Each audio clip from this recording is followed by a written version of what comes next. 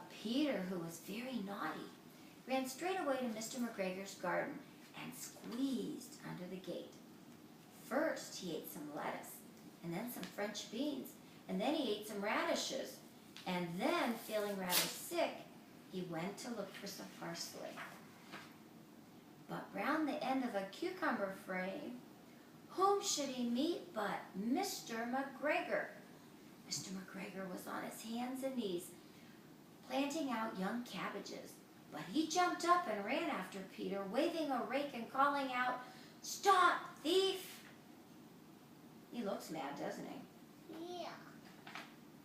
Peter was most dreadfully frightened.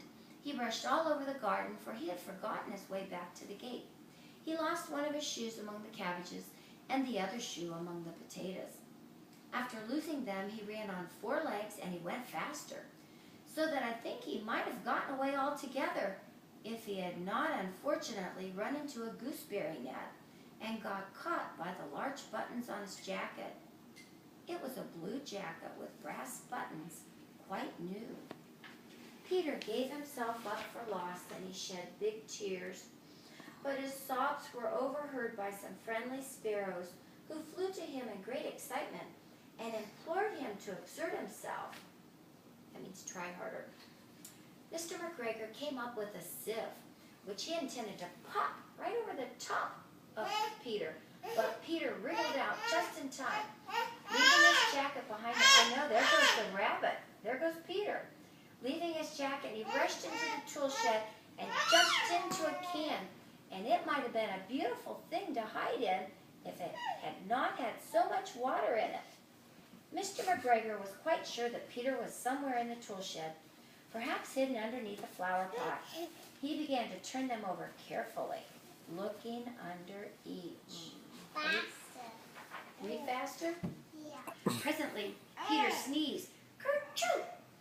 Mr. McGregor was after him in no time and tried to put his foot upon Peter, who jumped out of a window, upsetting 3 plants. The window was too small for Mr. McGregor, and he was tired of running after Peter. He went back to his work. Peter sat down to rest. He was out of breath and trembling with fright, and he had not the least idea which way to go. Also, he was very damp from sitting in that can.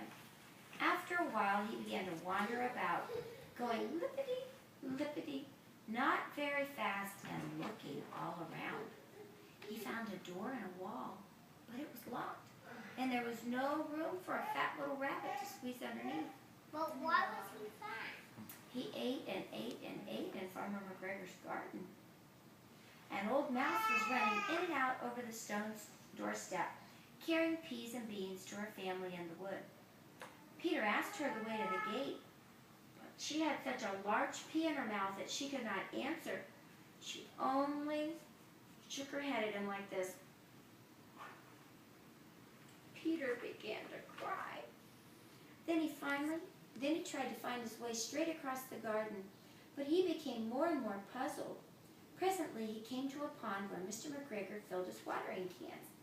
A white cat was staring at some goldfish.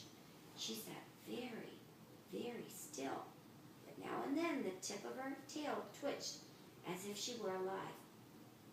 Peter thought it best to go away without speaking to her, because he had heard about cats from his cousin, little Benjamin Bunny.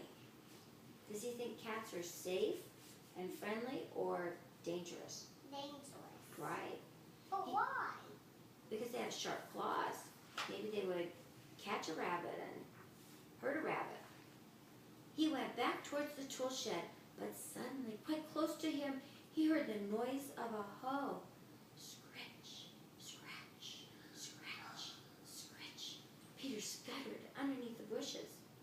But presently, as nothing happened, he came out and he climbed upon a wheelbarrow, and he peeked over. And the first thing he saw was Mr. McGregor hoeing the onions. His back was turned towards Peter, and beyond him was the gate. So Peter has a plan now.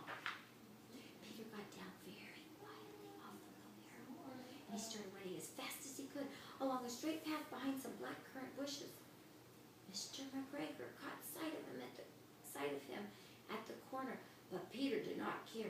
He slipped underneath the gate and was safe at last in the wood Mr. McGregor hung up the little jacket and the shoes for a scarecrow to frighten away the blackbirds. Peter never stopped running or looked behind him until he got home to the big fir tree. He was so tired that he flopped down upon the nice soft sand on the floor of the rabbit hole and shut his eyes. His mother was busy cooking. She wondered what he had done with his clothes. It was a second little jacket and pair of shoes that Peter had lost in a fortnight. She looks like Foxy, Mopsy, and Cottontail with that bristle. Yes, she does. I'm sorry to say that Peter did not feel very well that evening. His mother put him to bed and made some chamomile tea and gave a dose of it to Peter. 1 tablespoon to be taken at bedtime. He looks sick and tired, doesn't he? Yeah. He almost got made into a rabbit pie. But Flopsy, Mopsy, and Cottontail had bread and milk and blackberries for supper because they were